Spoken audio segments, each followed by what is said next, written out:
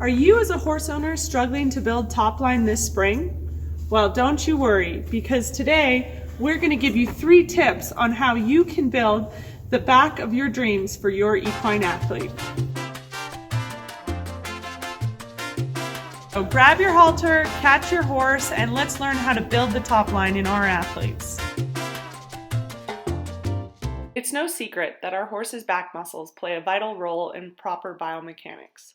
Without a strong back, or when incorrectly used, there's no way that they can carry our weight in a sustainable way without having to recruit nasty compensatory mechanisms. A rigid back in our horse, for instance, does not allow for the absorption of movements from the rider and results in a hollow back carriage. Therefore, it is up to us as horse owners to ensure that they not only have adequate back musculature, but that the range of motion and flexibility of their back muscles is well balanced and soft. When I work with your equine athletes, I like to test the range of motion of their back movements by asking them to move their spine laterally and asking them to move their rib cage from side to side. This gives me an idea of which muscles are holding tension and where there might be weakness.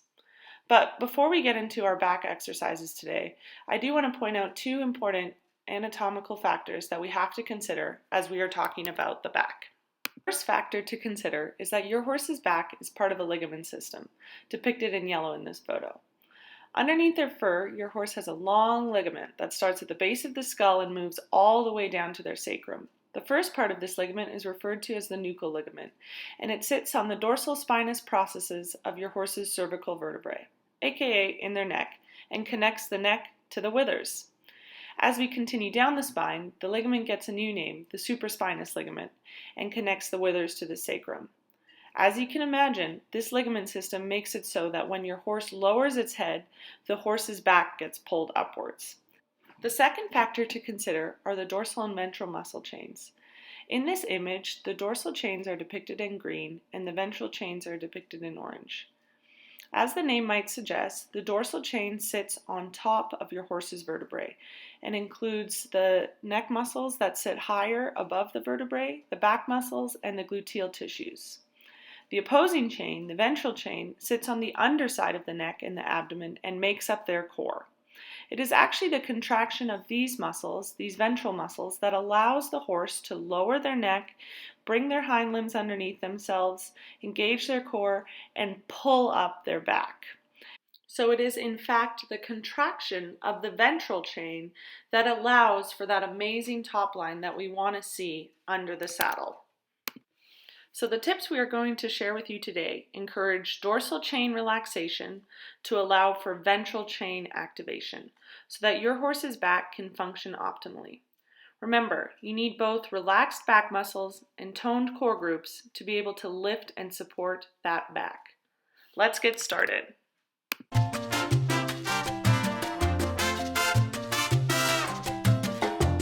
I know that all of you already groom your horses, so it's a super simple exercise to incorporate in your daily routine with your horse. All we're going to do is give you an intentional technique that you can apply with the brush to help relax your horse's back muscles. So to start, you're going to stand at your horse's shoulder and start brushing your horse from front to back in long, smooth strokes like this with the grain of your horse's fur.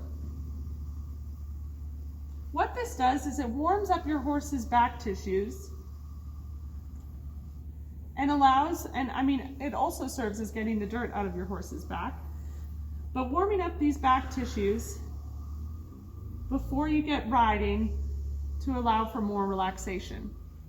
When your horse's back is rigid and stiff, it doesn't absorb any of the movement that you're creating on their back.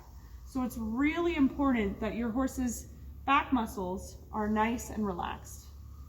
After you've applied this stroke for 1 minute, you're going to start moving into smaller lateral strokes from the top of your horse's back to about the mid portion of their back.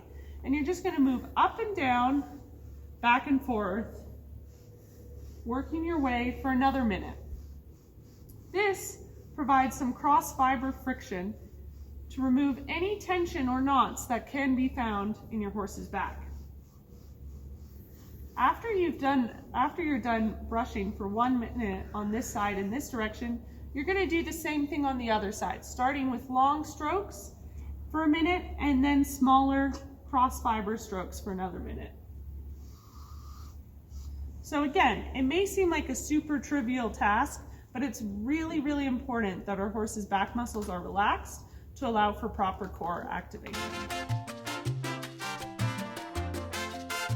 The second exercise we're going to do, now that our horse's back muscles are totally relaxed on both sides, is a simple core activation. You may have seen it before. It's called a belly lift, or as I like to call it, a horsey sit-up. I like to apply these before every ride. I incorporate it in my grooming session, and I try to incorporate 5 of these and holding it for 5 seconds. So you guys stay there. I'm just going to flip around to the other side of Juno. And what we're going to do is we're going to ask her to lift her back muscles. I'm going to put my fingers underneath her belly, just between her forelimbs, and I'm going to push upwards. I'm going to push in an upwards direction, and as I do that, you'll see her back lift. So let me show you. There we are. So now that I have her back lifted, I'm going to hold it here for 5 seconds, and then I'm going to release.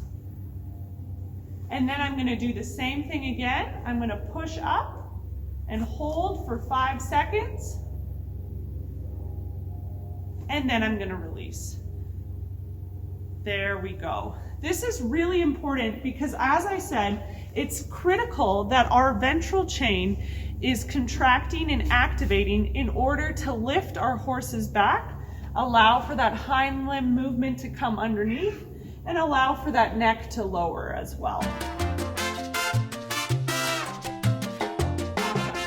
We've applied our relaxing back strokes. We've done 5 belly lifts and held them for 5 seconds. Now we're going to go to the hind end of our horse and connect the back relaxation with the core activation to the hip flexor movements as well. So you can stand there, that's fine. Perfect. So this is we actually showed this in our stretch of the month in February. So if you want some more detailed information on this stretch, it's called the cat-cow activation. Another one, this one is also great to apply before a ride. All you're going to do is you're going to put your hands on either side of your horse's sacrum and drag them down until you reach either side of your horse's tail, pushing upwards so that you get a nice hind end engagement, core activation, and back relaxation.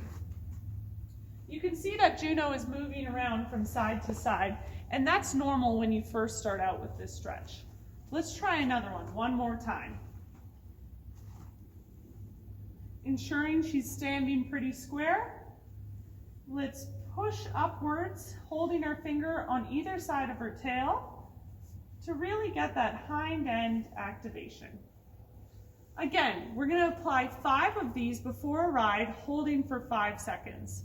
All 3 of these exercises are super easy. They only take 5 minutes, maybe less, to apply before your ride, but they can make a big change in your horse's top line because you need that relaxed back musculature and you need that activated core for proper biomechanics. Think about it. Our soft tissue is super changeable and super malleable.